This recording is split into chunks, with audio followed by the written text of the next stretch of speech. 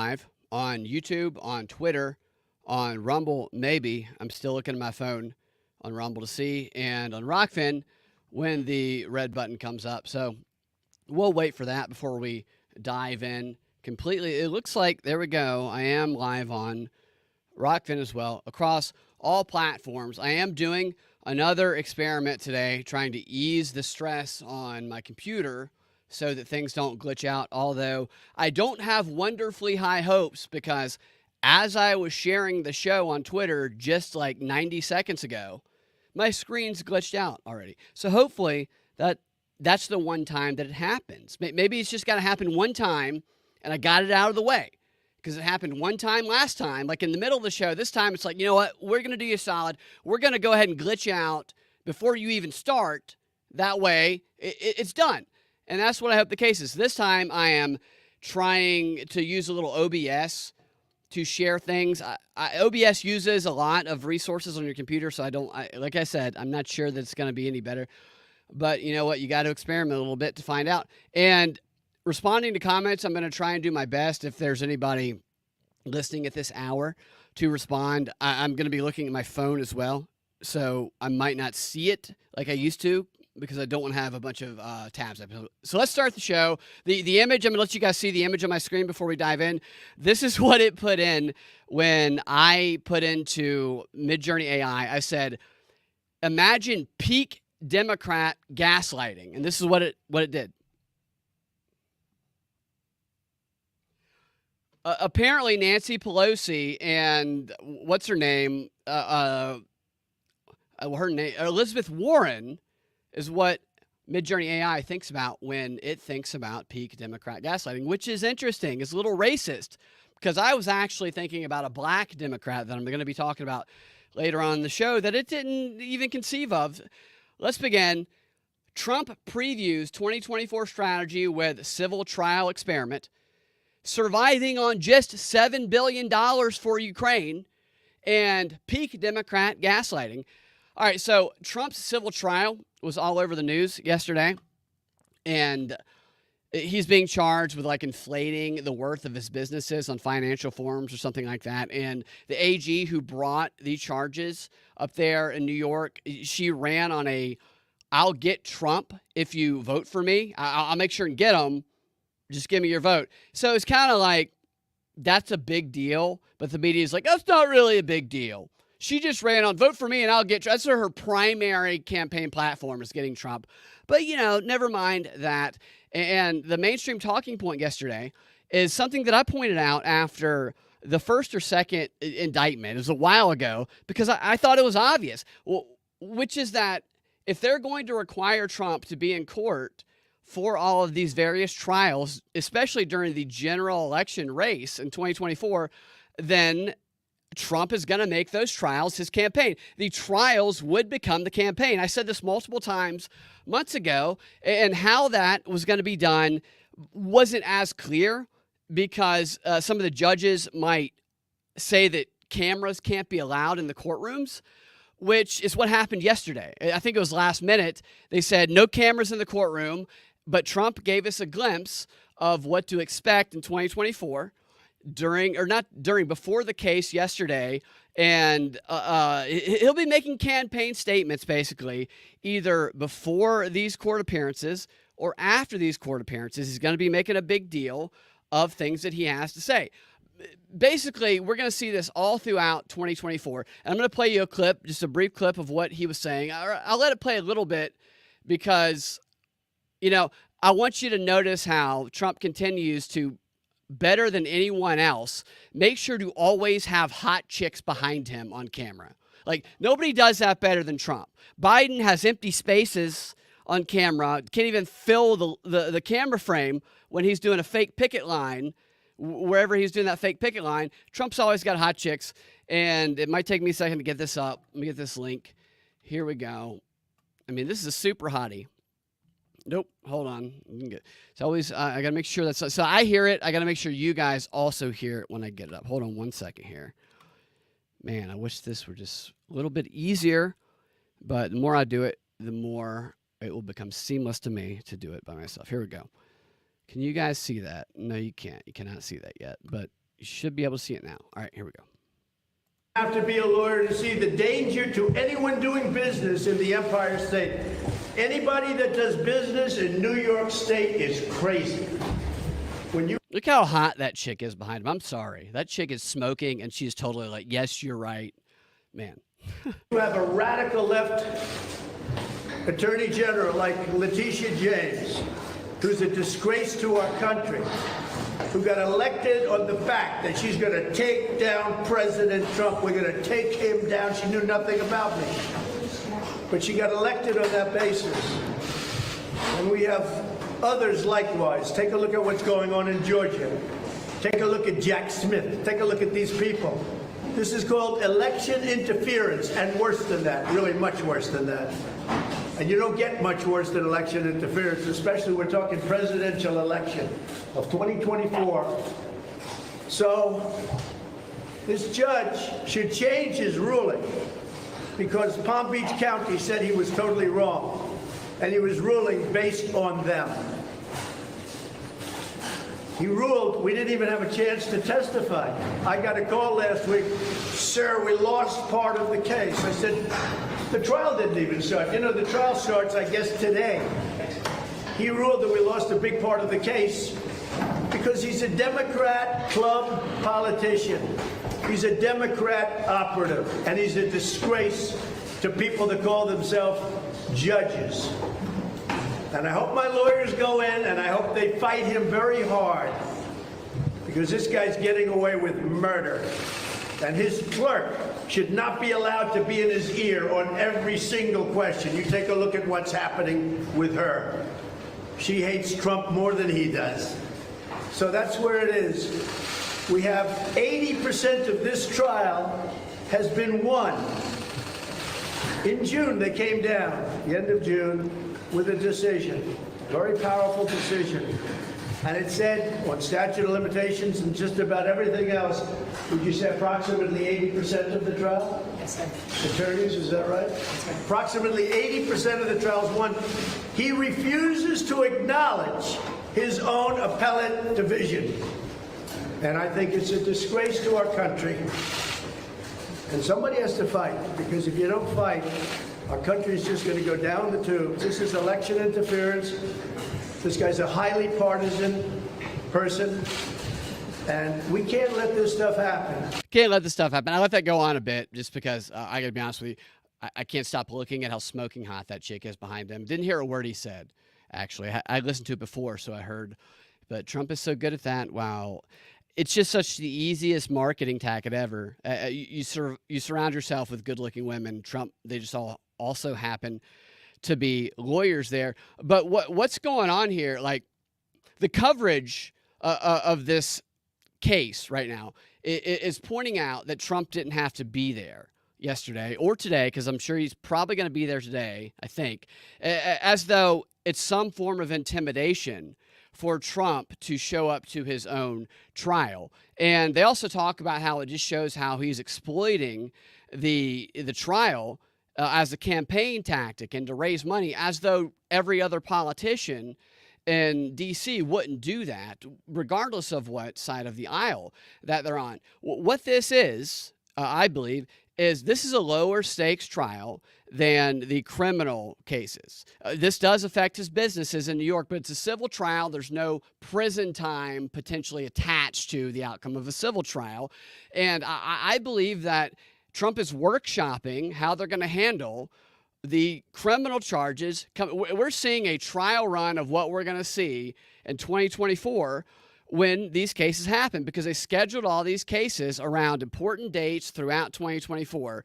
And we will see an improved version of this a couple months down the road. Maybe we'll see an improved version of it today. I don't know. This is going to revolutionize, though. So this isn't just about how Trump is going to use this strategy. This will revolutionize big criminal trials in this country. It's especially with the way, if you have money and you have fame already, but you don't even have to have that. It just has to be a case that the media gives a lot of attention to, because this experiment that Trump is doing here, the lessons learned from it will be applied to any criminal trial that the person who is on trial is savvy enough to go out and get media attention to. And this is the new way of the world. Yes, we had media attention back with O.J. Simpson and whatnot, but right now, because of social media, because everybody can find a niche somewhere that can expand. We've seen the Instagram cases where there's the crowd-funded almost, or the crowd-sourced finding of victims and whatnot. This will be how any and everyone, whether they're innocent or not, try and leverage the media to present their case outside of the justice system, presenting a case that the justice system is corrupt.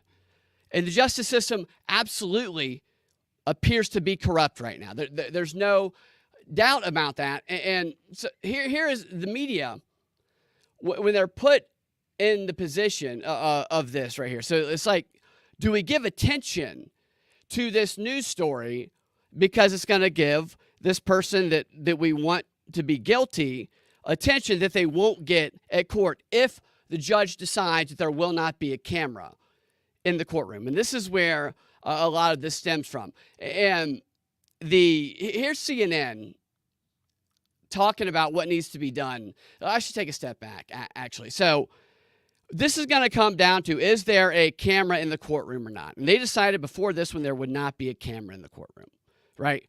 And we're going to have all these trials, and the discussion has been, will there be a camera in the courtroom? And I believe that Trump will put on a show in the courtroom if there is a camera. So let's keep the cameras out of the courtroom. This is what he'll do if there's no cameras in the courtroom. And now what do you do if they ban the cameras from the courtroom and Trump still does something like this? The media expresses their concern about this right here. This is CNN. Let me get this up on screen, talking about what to do if Trump keeps running his mouth even when they don't let a camera. They don't let cameras in the courtroom. How dare he continue to speak when he's not supposed to be talking? Here is some douchebag from CNN. Let me get this up on screen. There we go. Yeah, I think you can see that, right? Nope, not yet. Hold on one second. There we go. It's not glitching yet, so that's a positive sign. All right. This is Eli Honig, I guess, senior legal analyst, better than, what's his name? He used to whack off on camera. Tubin. Here is Eli. Of saying some of the things that I won't repeat about this AG, about other prosecutors, about the judge, that becomes dangerous. And the question is, will either the prosecutors in any of these cases or the judges in any of these cases do anything about it? We see that starting to happen now in one of the criminal cases, the federal case in D.C. The judge is considering a gag order as we speak. And by the way, these statements that we're hearing today probably aren't going to help Donald Trump in arguing against that. Right. Okay, so the judges are considering a gag order. And obviously gag orders are a thing. I think Roger Stone had a gag order that they say he violated. I don't know what the outcome of that was. I can't remember. But if there's a judicial gag order, then they can fine the defendant. They can revoke the bail of the defendant and put that person in jail until their trial date. So that's a possibility if there is a gag order that is put in place. But so here's the problem. See, these gag orders could also be the subject of a scrutiny that could be appealed if they broaden the application of the gag order just because they don't like the person, all right? Because they already cannot apply a gag order to the media. So if a defendant if a gag order is put on the defendant and his lawyer, they can just leak what they want people to know about to the media, and the media can report on it. And so they can get that information out in that manner. But they don't want Trump coming out and delivering that information. However, if it seems like they're silencing him to a broader extreme than they have in the past, then that is just going to justify, especially when Trump's claims are that this is a corrupt justice system that is trying to take away people's First Amendment rights, right? So if they then take away what appears to be the defendant's First Amendment rights, that's just going to validate all of the claims. And then if they put him in jail and take away his bail, then people are going to be like, yes, and that is going to win more people to Trump. Because people, even if they don't like Trump, I know, and you guys probably know, a lot of people who don't like Trump, never like Trump, who will vote for him simply because it's so obvious the blatant abuse of the justice system and the abuse of power that's going on here. Like, hold on one second. My screen's glitching here for a second and make sure you guys can still see me, right? I think you can still see me. Let me double check. As I said, I am experimenting with technology again today, so I do apologize for the experimentations. Thank you guys for putting up with that as you did the other day. I very much appreciate it. I'm doing this. I figured that I have to just start playing with doing live streams that experiment with different types of technology that makes it easier and do it live. Otherwise, I won't do it. If I don't do it live, I won't do it, and I won't figure out the best way that works. So thank you for putting up with all of that. So where was I? Okay, yeah. Yes, I'm back now. Thank you. Right. So, like, if they put a gag order on Trump, so we had these two circumstances, no cameras and then a gag order, it's going to look like they're silencing him. It's just, there's no way it doesn't look like they're not silencing him if they don't do the gag order, or if they do the gag order as well as not put the cameras into the courtroom, which was interesting because the way that these CNN anchors, after this little discussion here, they were all like, well, Trump is out there talking all this stuff about that prosecutor who is a Get Trump. They didn't say Get Trump prosecutor. They talked about how we called her a racist. I don't know if she's a racist, but the Get Trump stuff is true.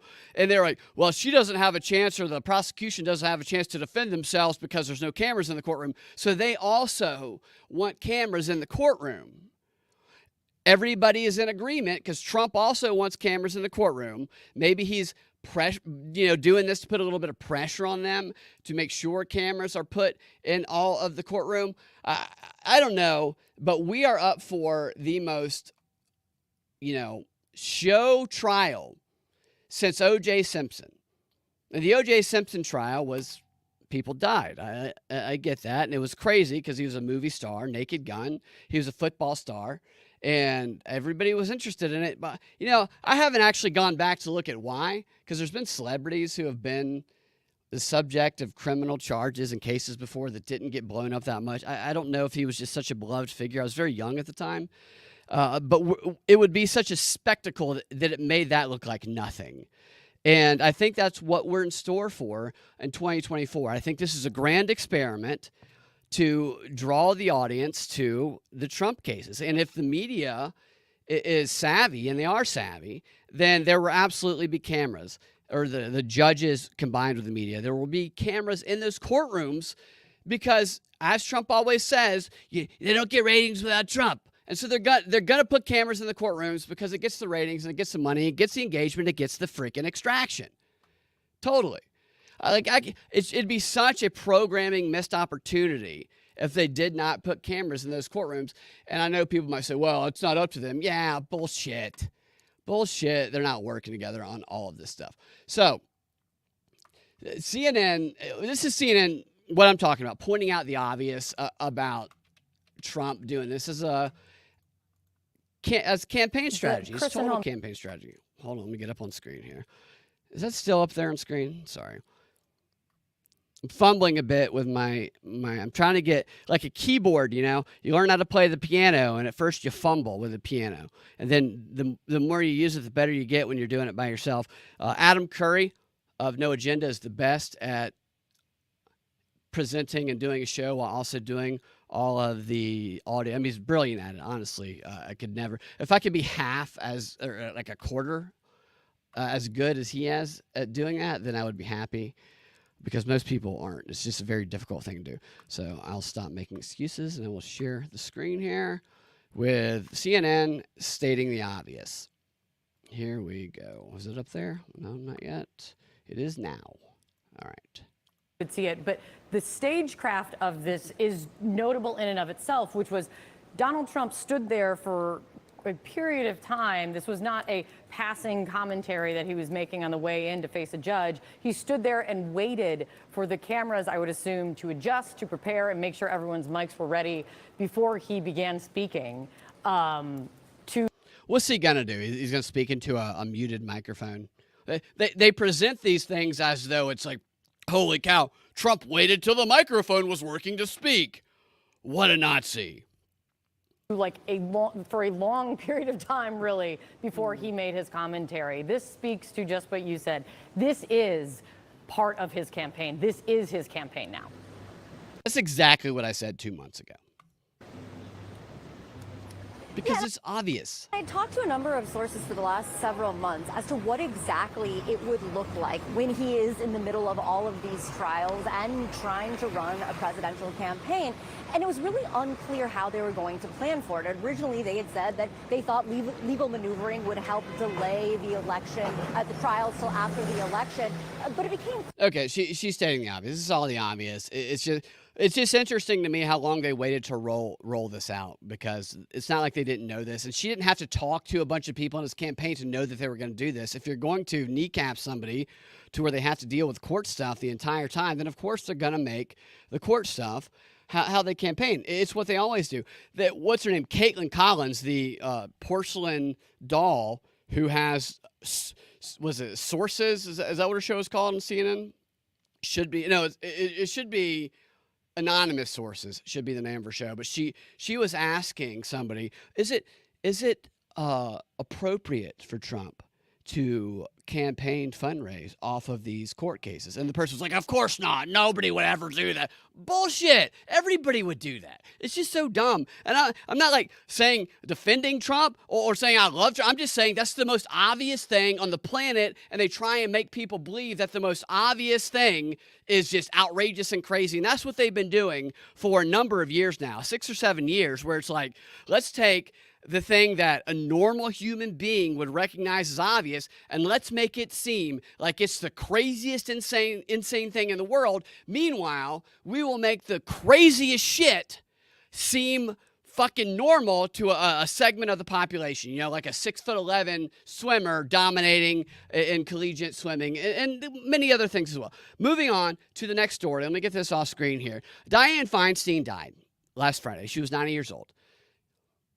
I made some Dianne Feinstein jokes in the show that I published on Friday morning before I saw that. In fact, I published that show, and literally right after I published it, I looked at my phone and I saw that Dianne Feinstein had died. And I was like, well, that's really unfortunate timing right there. Didn't mean anything bad by it. Anytime somebody dies, even if I don't like them, there's people who care about that person. And everybody who cares about that person, it's not a bad person. So I feel for those people who feel pain when they lose somebody, and I wish them well. I'm being 100%, like, I'm being serious. It sucks when you lose somebody. I'm a softie when it comes to that. I will admit that. Not everybody is, but I am. And there's a couple of quick things about Dianne Feinstein, though. It is, up until the moment she died, she still held power in the Senate.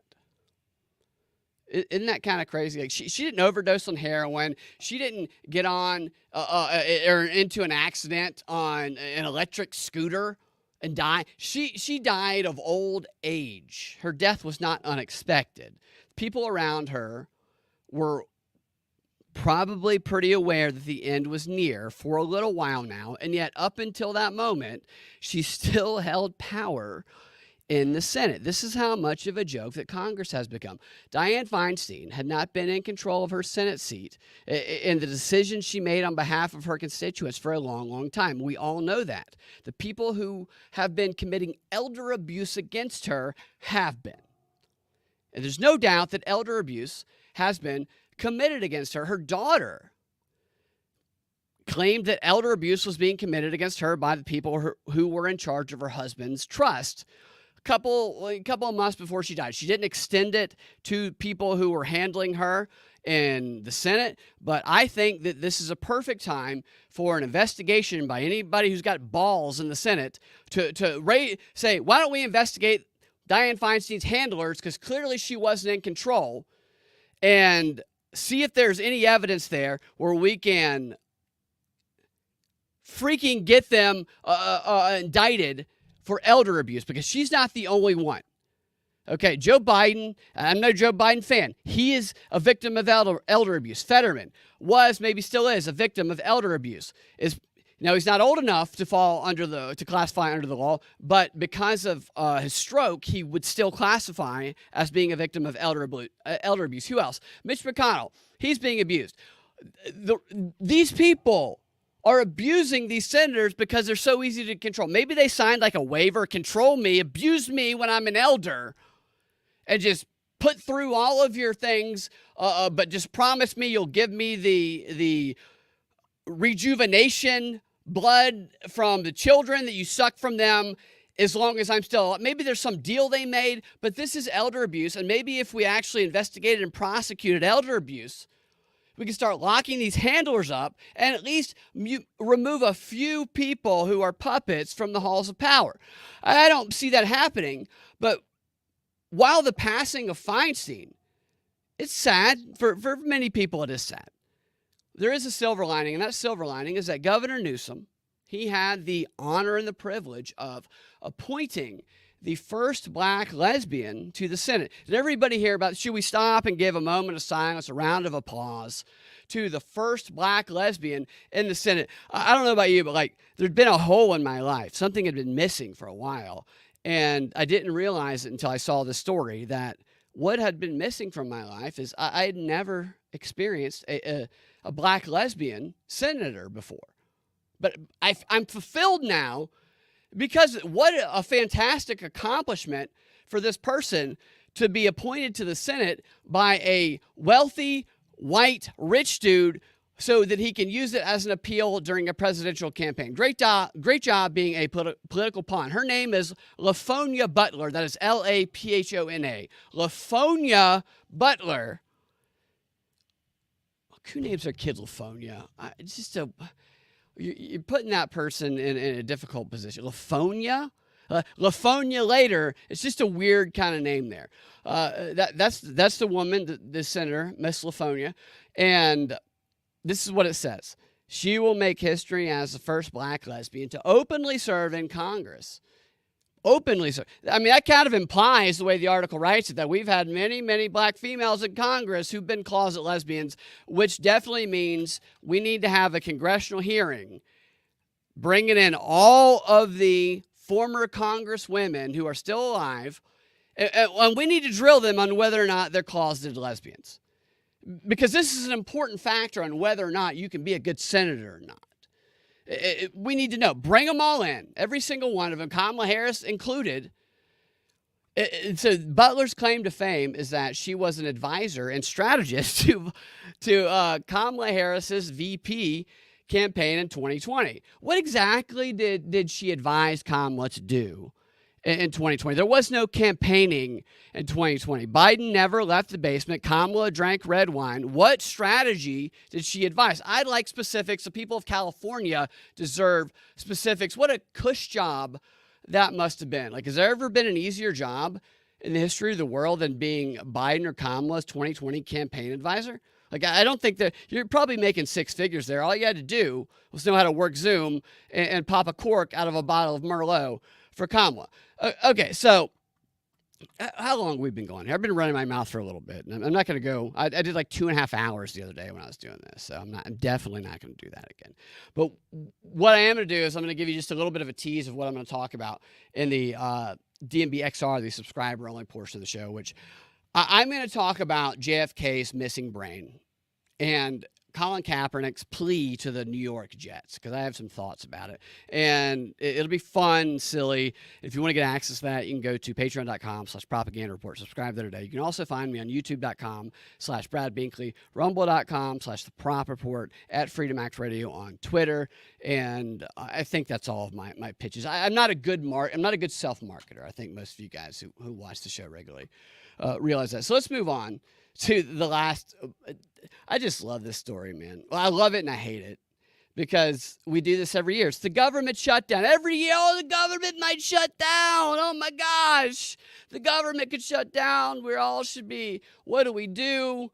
Every year, the looming government shutdown is a story that the media focuses on. 2018 to 2019 is the only time it actually shut down in recent memory. Like, it shut down at the end of December through January.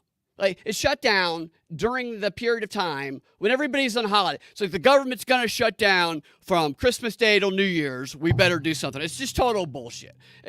But they try and make us care about it immensely as though they're going to continue to kneecap their own power. That's the thing about government shutdowns. They might like do this charade where they're going to shut it down, but that means taking their own power away. They're not going to take their own power away for that long, right? They're just not going to do it. So anyway, that was the story yesterday and the day before, and we narrowly avoided a shutdown. Thank goodness we narrowly avoided it this Saturday, but not without cost. We avoided the government shutdown because we agreed bipartisan to a stopgap bill that did not include aid for Ukraine. Michael, I see your comment there. Is something going on with YouTube? Are you going to Rumble because you like? Is YouTube, did it censor me, or are you just going to Rumble just to support Rumble? You didn't know I had a Rumble. I'm just curious. Because sometimes I get censored on YouTube and I don't realize it. That's why I ask. So I'll get back to it. Sorry again. I'm just trying to figure out the best way to stream content here. And Ukraine's not getting its aid. We had a stopgap, and it's not getting any aid for the next month unless something changes. In Ukraine, this is what this means. So just let me lay this out for everybody. This government stopgap bill for the next month or so means that unless something changes, Ukraine is going to have to survive off of what we currently have in reserves for them, which is a measly $1.5 billion. $1.5 billion. I mean, are you kidding me? Are you kidding me? What an insult this is to Ukraine and humanity. And also, by the way, the $5.5 million that we found due to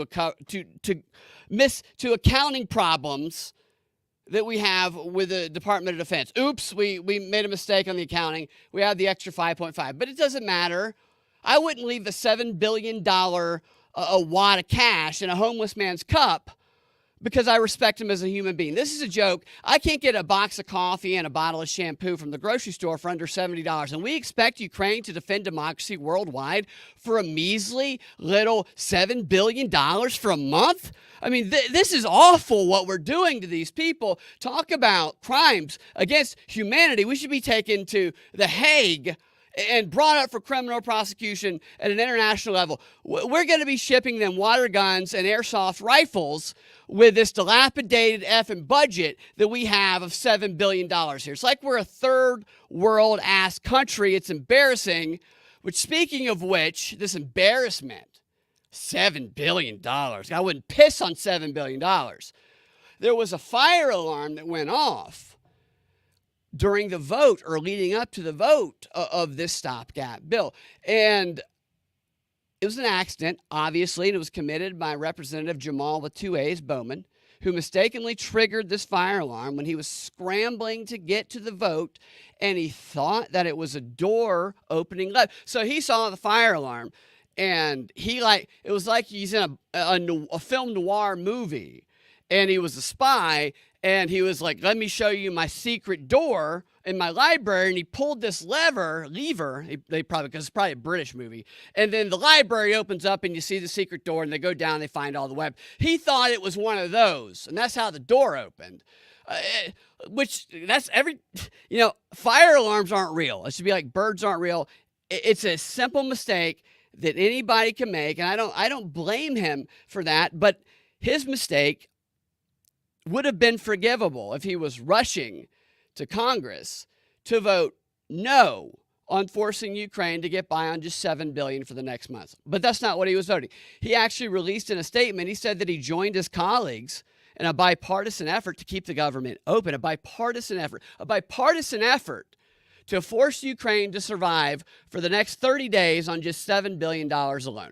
We might as well be punching homeless people in the face with this bullshit, if you ask me. The most shocking part of this fire alarm story, I'm not going to go into all the super details of it because you probably heard it, but it's that this guy is still in Congress.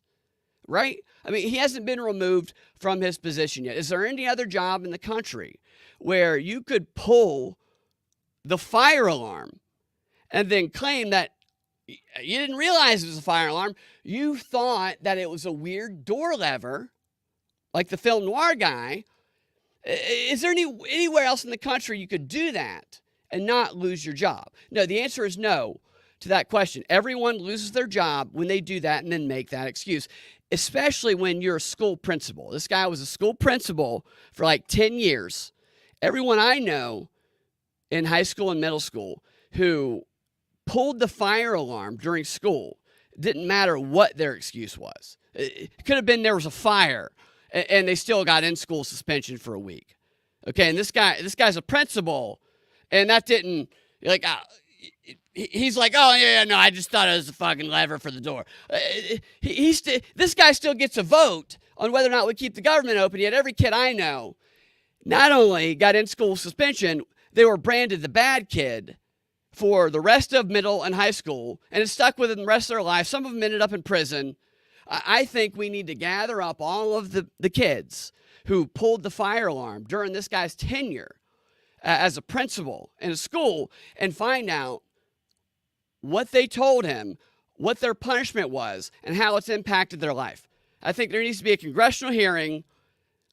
We need to speak to all of these children who this guy is punished for wrongly pulling a fire alarm at the freaking, I mean, give me a break. And he gives the dumbest excuse. And this is the thing that really kind of pissed me off about this. This guy is either stupid or like he's doesn't know how fire alarms and doors work, stupid, or he's lying. And I think most people believe that he's lying.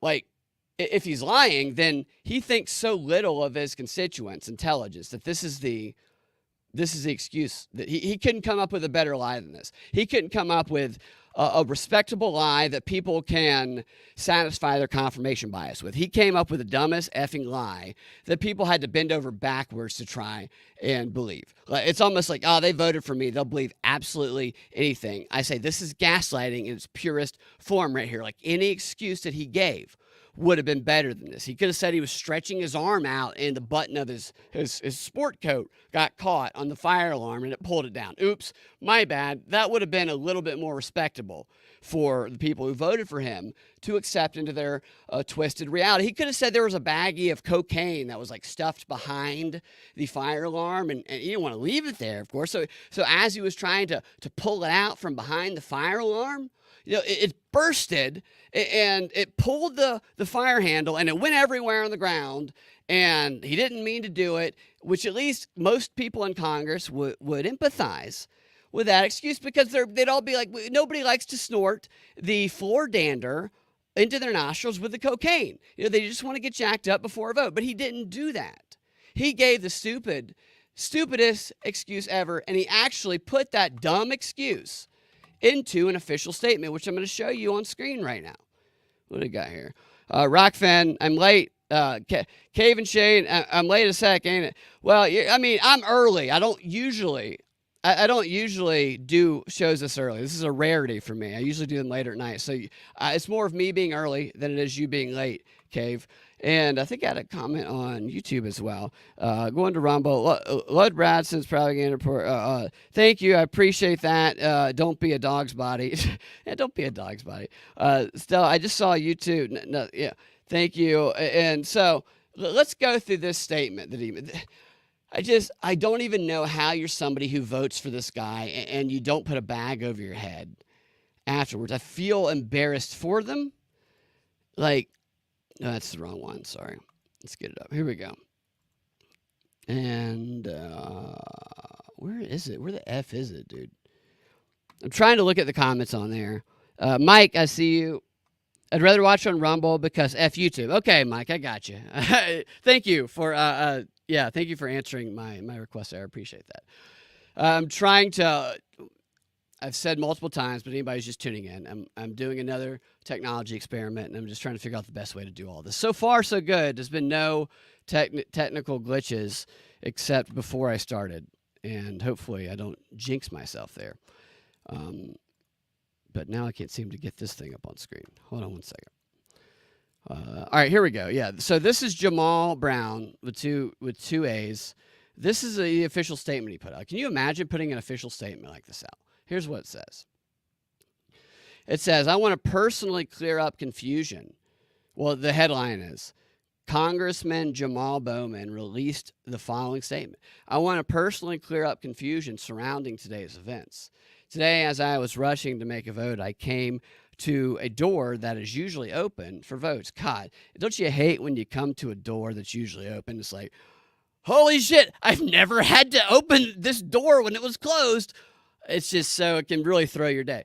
I came to a door that was usually open, but today it would not open. I'm embarrassed to admit that I activated the fire alarm mistakenly thinking it would open the door. I regret this and sincerely apologize for any confusion. Like I said, he thought it was like one of those secret levers that opens up your library in a spy movie. And then he says, but I want to be very clear. This was not me in any way trying to delay any vote. It was the exact opposite. I was trying to urgently get to a vote, which I ultimately did, and joined my colleagues. I love how he brags here. Joined my colleagues in a bipartisan effort to keep our government open. I also met after the vote with the sergeant at arms and the Capitol Police at their request and explained what had happened.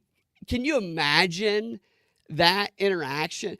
I would love to see a video. Is there a police body cam on these sergeant in arms and Capitol Police? Because I would love to see that moment where he tells them, yeah, no, I thought the fire alarm was a weird door open lever. I'm sorry. Like, I want to see that reaction. I'd like to actually see the reverse to see the reaction by the Capitol Police. And he says he explained what happened and that his hope is that no one will make more of this than what it is. Go fuck yourself, dude. Seriously. Go fuck yourself. Because like I said, you're stupid or you're insulting everyone who voted for you with the most blatant gaslighting history has ever seen. I am working hard every day, including today, to do my job, to do it well, and to deliver for my constituents, to deliver bullshit to constituents is what you're working to deliver to them. What an extra, like, this guy would not keep his job if he had any other job in the country. But as a congressman, and because everybody's engaged in bipartisan political warfare, they don't even care how fucking insane the stuff the people they support says. They just automatically say, well, F the other side. I believe everything he says. And the best part about this little gaslighting effort here, which is just like, you know what they're probably doing here, actually, is they're probably taking like a barometer on social media to see which accounts defend this guy and say, no, what he's saying, take him at his word, and just continuing to retweet all the stuff he says so that they can see the people which will believe absolutely anything. And I do think that that's part of the psychological operation that's going on. You continue to push people in society with these ridiculous, moving the, what's it called, the window, the Overton window, of what people will accept as reality, changing of the norms of acceptance. And you have a group of people that you can truly harden into an operational, organizational weapon. I don't think there's a large number of people who would buy into this, but there's probably a small of them. Like seriously, they're trying to find the people who you can tell, like, that you have 17 dicks in your pants. And they'd be like, if only I had 17 holes, then you could screw me in all of them. Those are the people they're trying to find with like ridiculous stories like this. And the best part about it is these people don't even have to know what to tell people, because this guy sent out he sent talking points out. He sent them out to Congress, and he sent them out to, I'm sure they shared them around. But this has become the story as well, probably because they're so ridiculous and stupid. I'm going to share at least a couple of them with you here. Let's see if I can get them up on the screen. If I can't, I'll just tell you what they are. Yeah, he called people a Nazi. Like he called, part of this talking points were like, just call Republicans, MAGA Republicans, that are mad about what I said. Just call them Nazis, man. That's what we do, is we call them Nazis, which ultimately it got those Republicans, it got them 2 standing ovations from Vladimir Zelensky. So that's something that they got with these accusations here. Here he is. Yeah. All right. So here's some of the statements on screen. Let me get them up. All right. So one of the talking points in question says this. There it is right here. See if you can see that. This is so funny to me. I believe Congressman Bowman when he said, so they sent this out. I believe Congressman Bowman when he says this was an accident. Republicans need to instead focus their energy on the Nazi members of their party before anything else.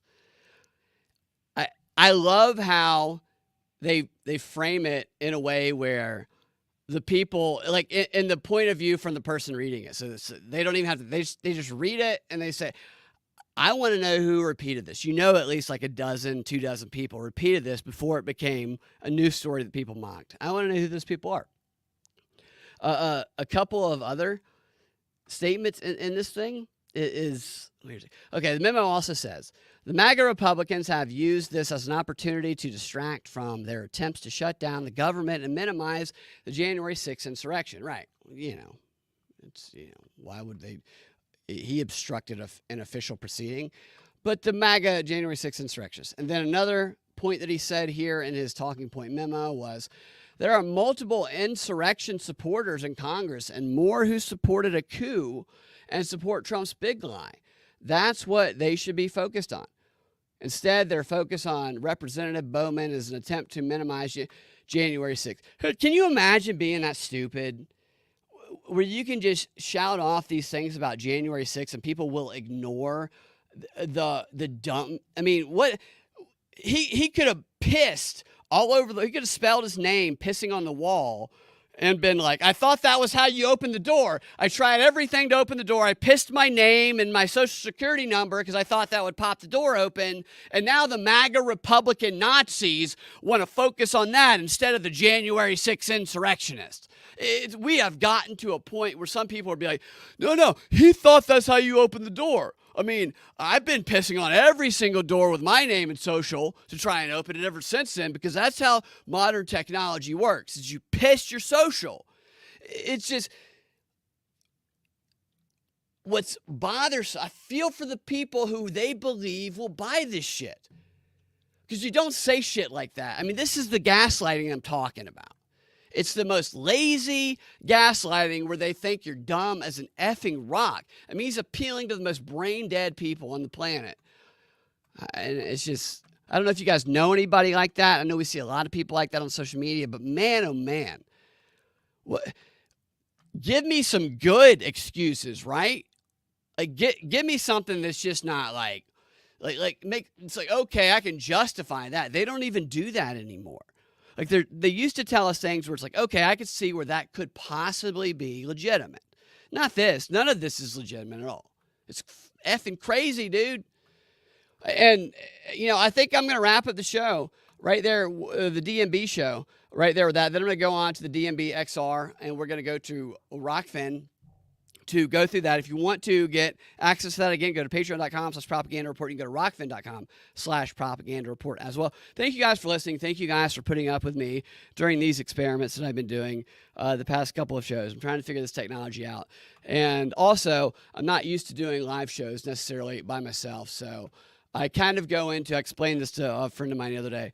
I used to do improv and stand-up comedy. And in improv, there's an exercise where it's just, all right, you have to talk for like 3 minutes straight, because when you get on stage in improv, people will get stage fright. And so it's like you get these prompts and you get these new words or whatever, and you just go. And so I kind of get into that mode when I'm doing this, and I'm going to be working on scaling that back so it's not so super erratic and overwhelming. But thank you for bearing with me while I do that. I do appreciate that. And we'll talk to you guys next time. Have a fantastic rest of your day. Thank you again, by the way. I appreciate that. We'll talk to you guys next time. Let me get off of YouTube here. Move that.